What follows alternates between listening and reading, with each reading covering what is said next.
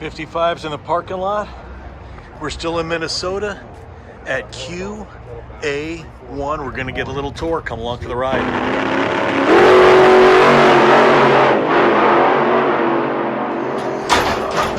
Come on, seriously?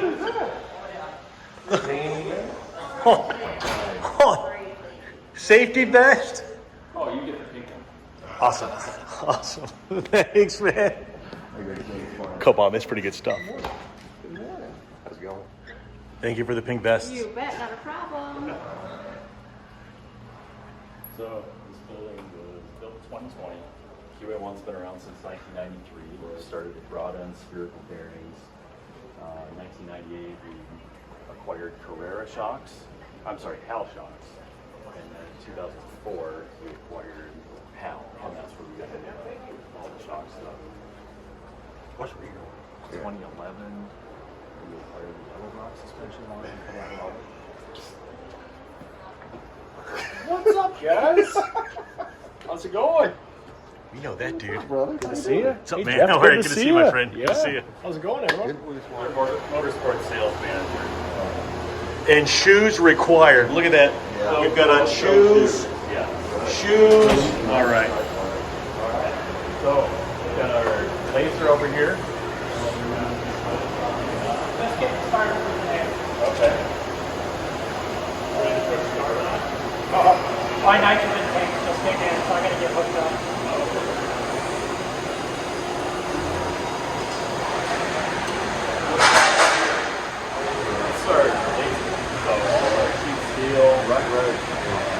My chassis guy just bought one of these. What? So, cutting out our brackets. A lot of that stuff is on this machine here. Can you crack her open? Heck yeah. There you go. Nothing in there at the moment. Good Lord, that's So load the sheets in from the other end. it's bigger than my apartment. You don't have an apartment. Exactly. Exactly. Oh, and you got the dust, all the places for the things.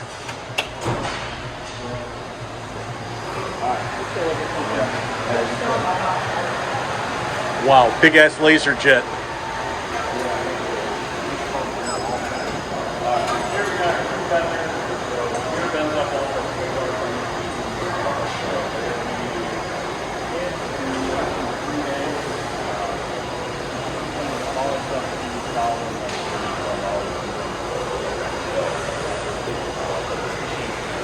Hey man, good morning. We got backboard.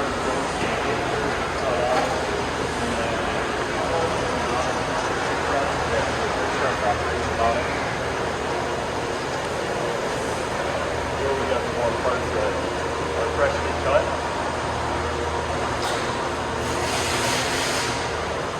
And those come out at the apartment over there? Yeah. Yep. Top shock mount. So shock mount brackets for the G-bodies. We've got some components for actually those are brand new for our 3rd gen Wonder Bar. Really? Those will be getting it 2 welded in here. So you guys, are you pushing more towards the end?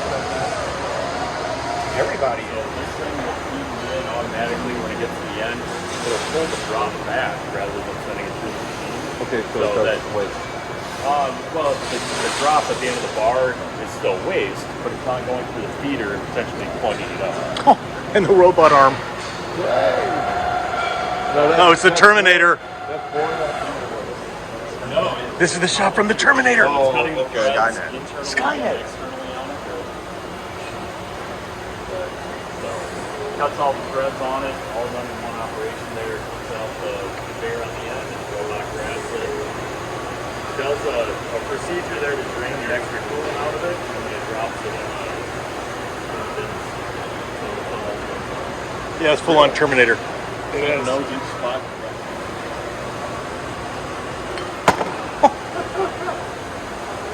It's interesting because at face value, people will be like, "Oh, you're taking jobs away." This actually created 3 different positions that we were just for things like this. But also, it took fatigue away from a station where, like, every minute and a half, it's not long enough to go walk away and do anything meaningful. But also, it's who would want to do that, right?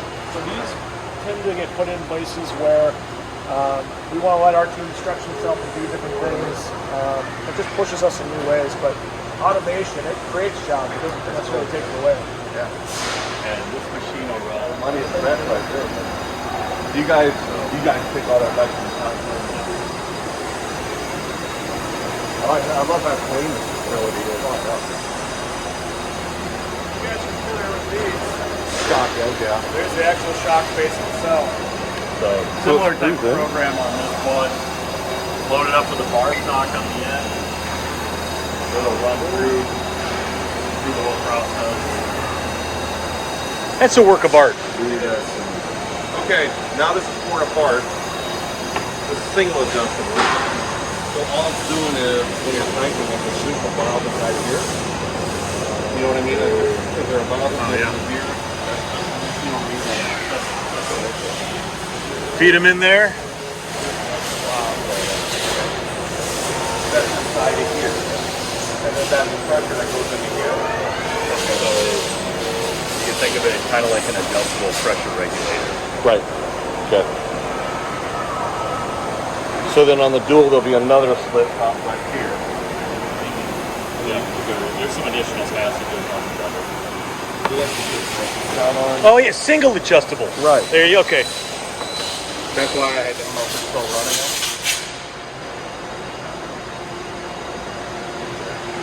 How big is this? Not a warehouse. How big is this place? We've got 100,000 square feet. Okay. So office, manufacturing, warehouse, R&D.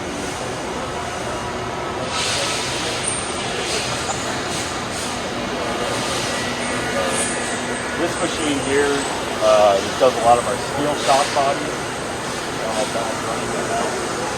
What? We've got another robot on this one. The steel shock bodies are used more for circle track applications. Thank you. Okay.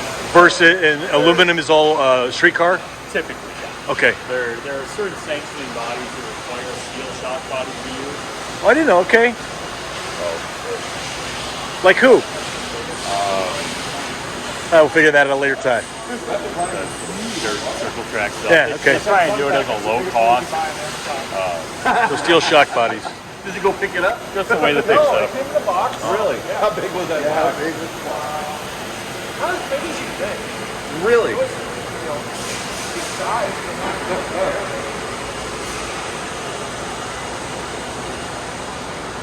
You go through here and get everything put together. New strut cartridges. And this is where the magic happens. Hello there.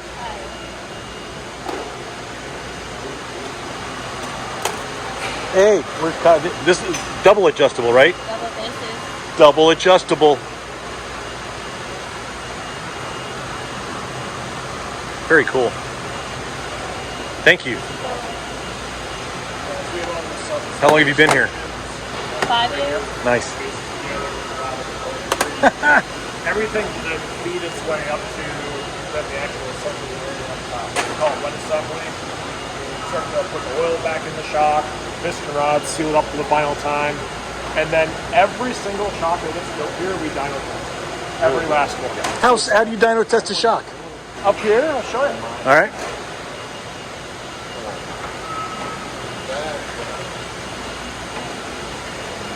What we have is a shock dyno right here. So as This is the shock dyno guy? Hey, man. Oh, wait, that pops in, and then what we're doing is we're checking the validation to make sure that the green line is falling within the red validation marks we call out. That basically says... So that needs to be, okay. Exactly, exactly. That basically says that shock is exactly as we built it 100 times before. So we want to make sure that we buy QA1 shock, it's consistent, performs every single time. And then once it's done here, we load it onto this wash station, and it heads out, okay. it's clean, and off the boxing. Nice. So That reminds me how I spent high school. that's right, that's right. Shock dyno. Hey, man.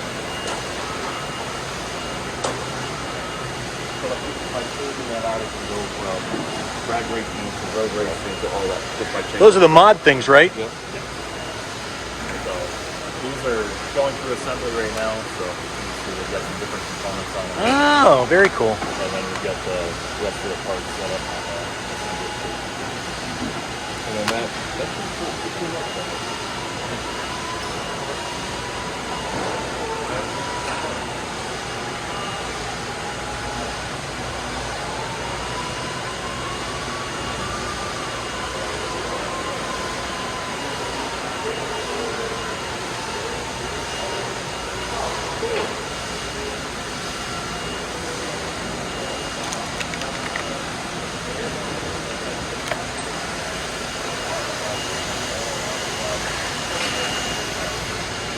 Yeah, you gotta have stop the conveyor belt until somebody takes the shop off and puts it up there.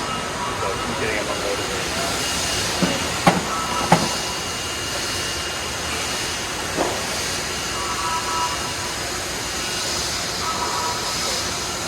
Hello. Hey, oh, come on through. Don't let me hold you up. Sorry. There you go. There they are, fresh. Fresh off the dryer and into the box. Nice.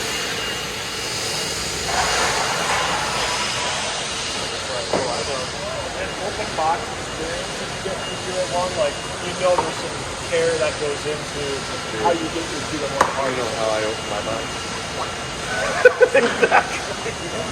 The sticker, yeah. You gotta get that sticker, right? 100%. No, I've always stuck by you guys, man. So the stickers get packaged inside the instructions.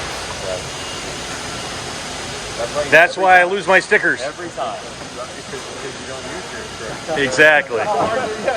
There we go. It's in. I think There goes the stickers. The sticker lady. Nice.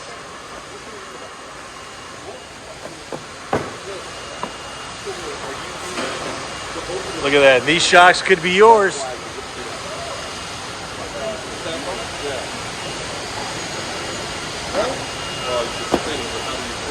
Green light means go. QC. Thanks.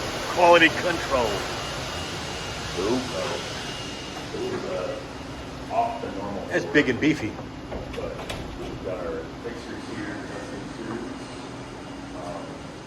granite blocks for measuring. Nice thing about granite, nice, flat, smooth, stable. You notice when we walk in here, the temperature didn't change at all. Our entire building is climate controlled, Oh. so that helps with quality. But from a measuring standpoint, temperature differences will actually make a difference in your measurements. So when we're measuring a shock body, it'll expand or contract depending on the temperature. So But there's that much difference. when we're talking about Yeah. 10,000. Okay, Yeah, yeah. it makes a difference. Wow, okay. So, numerous different measuring machines in here. But still use the gauges, gauge blocks, pins, stuff like that. that's a lot of different.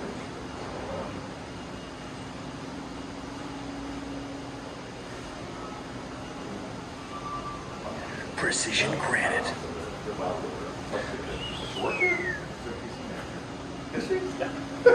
Hi, Mom. She was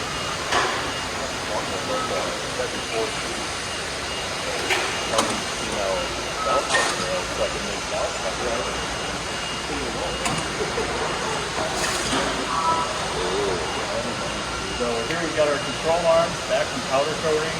These are all staged. They go out to powder coating on these racks, come back this way. So it helps prevent them from getting scratched. And it also prevents them from getting mixed up. Right. Uh, Then they stay on the racks? yeah, they stay on the racks until they get assembled and put in boxes. Hey, nice rack. So here we've got our control arm assembly station. The ball joints go in. We've got our rebuildable ball joints with the integrated housings there. Where we get that together. Once it's on the back, we're putting the strong shaft on there. We'll be working.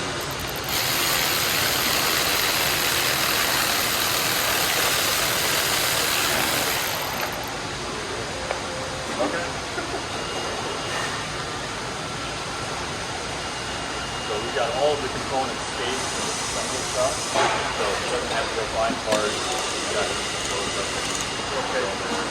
You've got torque settings set up there. Impact set up there for setting the preload on the ball motor. So does he have all the parts to make your ball going? Make their own logo? And that's it. Yeah, he's got the stub, everything in it. So he doesn't have to do that. If he has to leave that as well, oh boy, it's wrapped up. Anything about that? You open up hard, take him out of the box, and you got garbage cans full of foam. Right. This is great. Straight down down, put it in recycling. Yeah, there's that plastic that you throw away.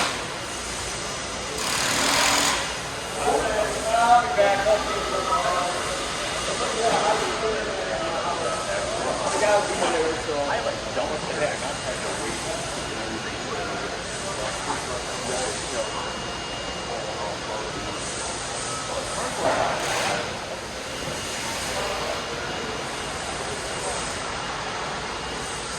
Do more of our fab assembly here. More control arms, trailing arms, panhard bars, sway bars. Those all come over here and get boxed up. Those all get weighed as well? Those don't. Not so much? The, Okay. The hardware kits have a little bit more variation. They're typically a larger hardware kit. And it's, just the thickness of washers, for example. Okay. Could make a big difference when you've got 100 washers in the package. Yeah, all right. So, but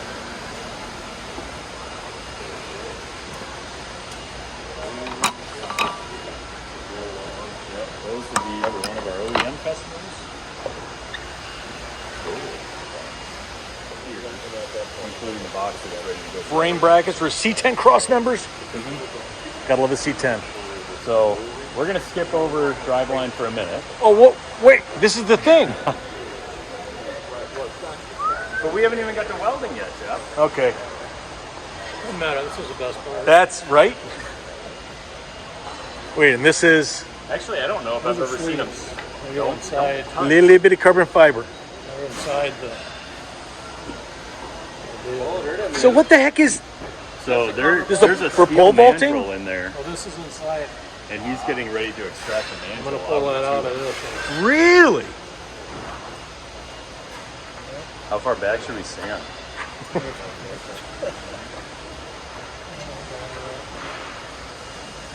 It's pretty cool. So wait, this is one drive shaft? Or this gets... This will get quite a Okay.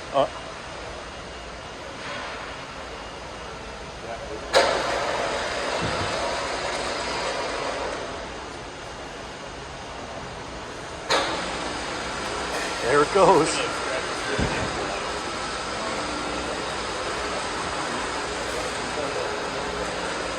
But on the end, how does it then attach on the end? How do you take 12 foot long and 10 feet of that is usable.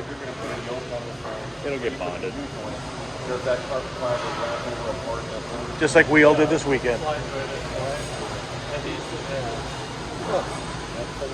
it's glued in there then. Yep. Aircraft strength 3M stuff.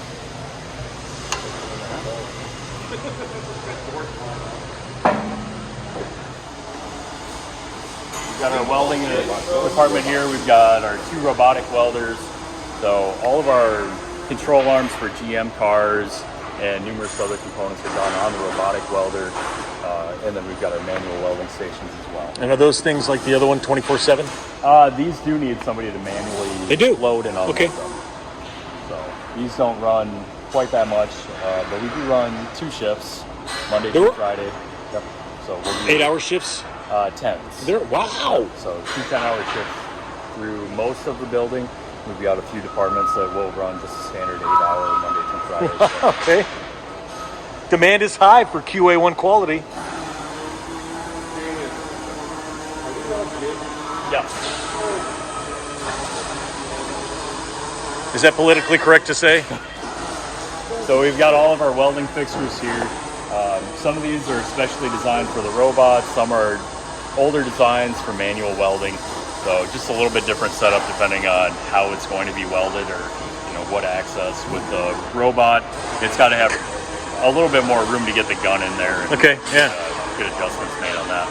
So here we've got our C10 control arms. We're looking at these fully assembled on the bench over there. Oh, okay. And these aren't even powder coated yet. So these are Or fresh assembled? off the machine. Fresh off the machine. Nice. And there are those jiggity jigs. Wow, very cool. What arm's that for? Those C10. Big boy. You know a little bit about trucks, right? Screw in ball joints? Kind of.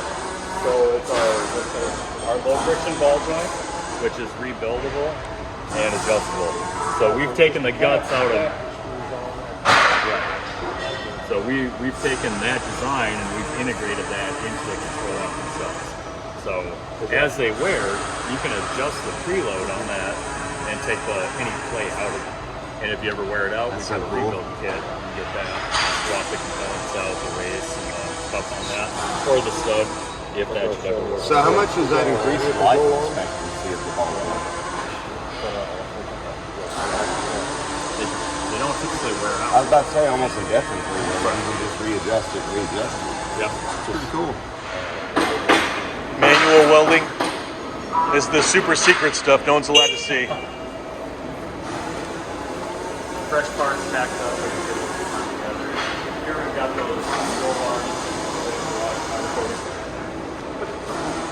Oh, on the nice racks, ready to go out. So these are the robotic welded control arms for the GM cars. So we've got our forged integrated ball joint housings. We've got a stamped pocket for the QA1 coilovers to mount to. That's awesome. All robotic welded. Nice.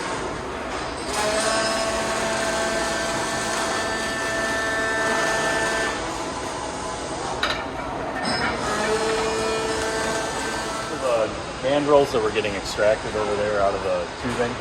These are, And that's a fancy word for a big metal tube. it's a solid steel. A solid metals. Okay, yeah. So the benefit of using steel, when we wrap the Oh, jeez. when we wrap the tubing around, or the filament around the tubing, it goes into the oven with a compaction tape on it. So the compaction tape is a heat shrink tape that will actually shrink and squeeze the excess resin out. And the mandrel also expands at the same time, so it's helping with that compaction. So that expands, and when it cools, It'll shrink a little bit. okay. Shrinkage. So here's how we start out with the towel. That gets wrapped around the mandrel, and the serrations or the lines here, that's from the compaction tape that gets wrapped around it. And that's what And that's the thickness. typically on like the drive shaft in your car, it's going to be a 120 wall. You've got a 3 1/4 inch diameter. Oh, okay. Drive shaft there. So light. Being That's that cool. we're winding. Isn't that cool? So the compaction tape, does it just kind of dissolve or do you have to remove it? We have to remove it. Oh. I thought he just lived on it. What? That comes off. There's no external protection on that. The blue tint is actually from the 3M resin that we helped develop with 3M on that. It's a nano silica particle resin. So essentially there's very small microscopic grains of sand in the resin. And that helps give it that abrasion resistance. So when a rock hits it, it's going to crack like fiberglass does. And it's going to run into those sand particles and it's going to stop it and drilling a hole. But there's so much silica in there that it never actually does any damage to it. So our first market for these drive shafts is actually the dirt circle track market. So we had to make sure that they stand up. Well, in the videos and the pictures you've posted, it's like, here's a brand new one, and here's one that's been beaten for 10,000 miles in 3 seasons, and they're the same. Yes. It's pretty amazing. Yeah, the difference is, the tube yokes on that, the ends, they're sandblasted and they look terrible. But the tubing itself looks perfect, brand new. That's all. Have a modern car. Yep.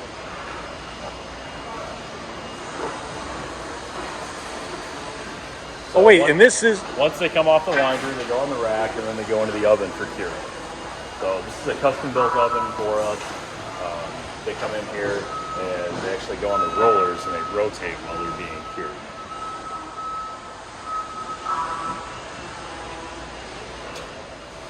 so. Then where's the carbon fiber spools come from? The carbon fiber story. Carbon fiber RS? That was my first thought. Yeah. Okay. I don't know because I know 3M. You guys do stuff with them.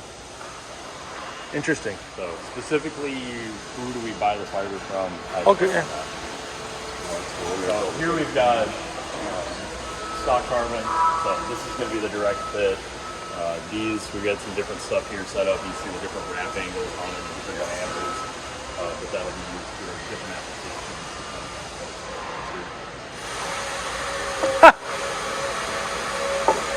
Amazing. Amazing. I wouldn't touch things. Okay. Thank you. They have dust on them. Dust and things. Yeah. So do I. You don't want to get the carbon dust on your hands. To test and balance every drive shaft that we manufacture. Okay. So similar to our shocks, every one of them gets checked. We do the same thing with the drive shafts. How does that get done on the drive shaft? So on the balancer, it goes on the machine, and it depends on what it is. If it's a modern muscle with a CV joint on it, sometimes we end up getting some holes drilled, like this one here. So we'll actually take some material off similar to how a crankshaft would be balanced. Okay. Yeah. With a 1310 or a 1350 series drive shaft, Yep. we can actually change the center line of the U-joint. So Timothy's got different thickness snap rings that he'll use, and he'll just swap those out and adjust that a little bit to get everything centered. Amazing. But typically on a 1310 or 1350 drive shaft, we're not taking any material off of those. Wow. Okay. And I've got some in R&D that. So does the sticker show the balance on? This sticker? I love every one of these. As well you should.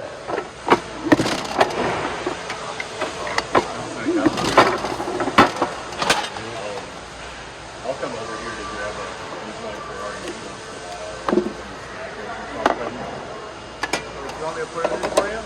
No, I get the hammer in the R&D. I can do it. No. Oh, yeah. Yeah, he's done this a time or two. Paying attention to snap rings? That's how you're supposed to do it. That's a different thing. that's the snap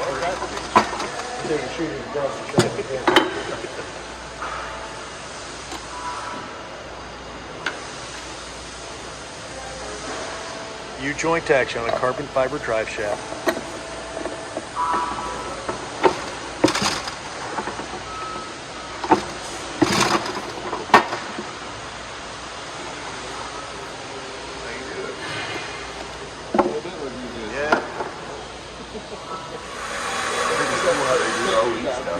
Right? Yeah. That's really awesome.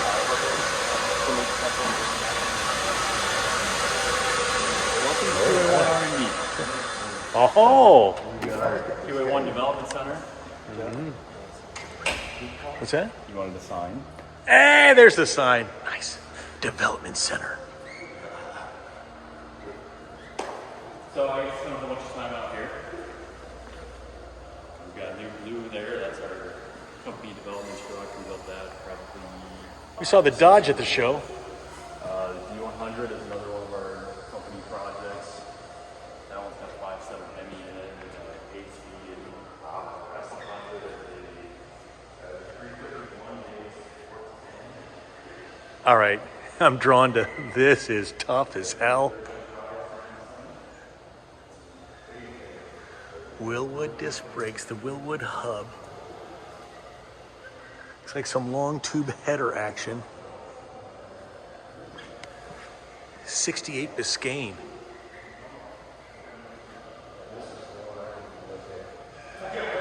I knew you'd be over here.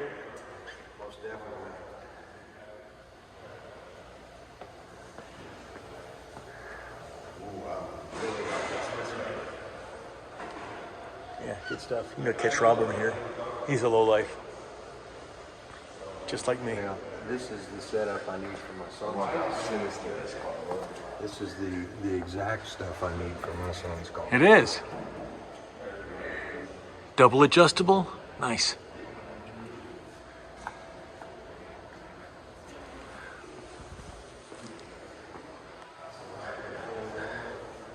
R&D at QA1. That's for one of our OEM customers. Sure. A little bit special there. Just like cotton. So here's that validation curve that we talked about. Yeah, okay. So this is one of our engineering dynos, so we use this one for development. This one's bigger than the one that we've got out on the floor. Those are generally 2 horsepower. I think this one's 10 horsepower. Yeah. Well, and he's got the new boots versus your old boots. All right. Val and I just happen to wear the same boots. His have more shock oil on them. That's why they look nice. That Nice, yeah. shock oil. Keep them shiny.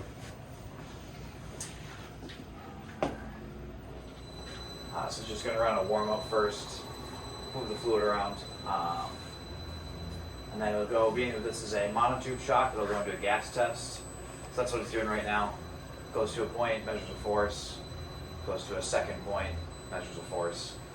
And then we just put in a.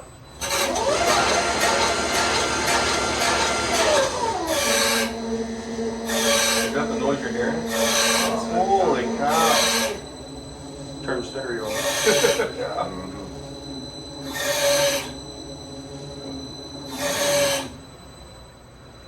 Shock dyno at QA1. Or what do you call it? Qua. Qua. One. So this is the dirty end, not the dirty end. This is the end of the carbon fiber drive shaft you're going to cut off. Yep. Yeah, these are the metal ends where, you can see the fiber winding around. Yeah. The bends.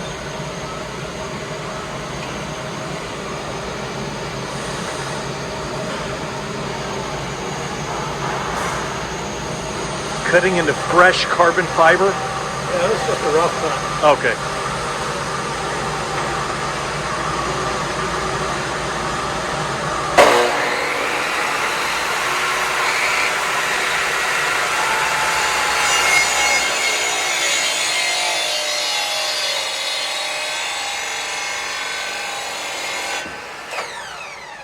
Like butter.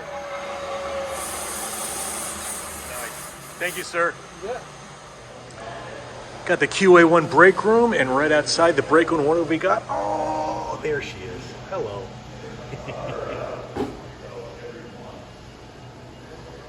Good stuff in the break room. Wow. And the tour, I didn't know that. Yeah, we started the tour over there. That's all right. Pull crew on the board there.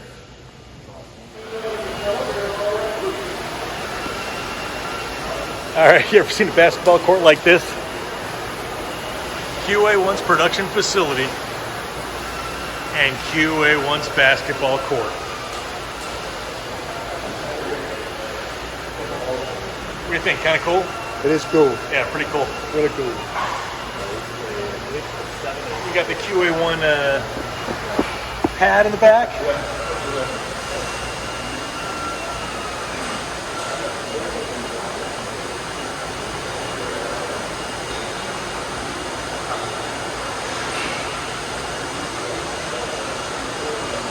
QA1 court, now that's cool.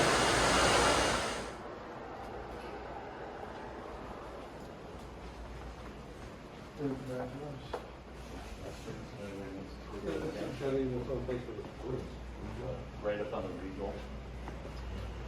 So what happened? It was in Hara. I know. What happened when it was in a... He was supposed to run a drag week and then it messed up a drag week or some shit, remember? Yeah, it was a push job that just never got done. The Regal. Dog master. Yeah.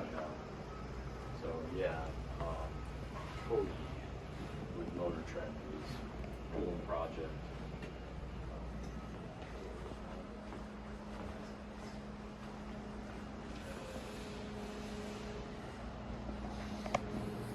And here we are back at the front.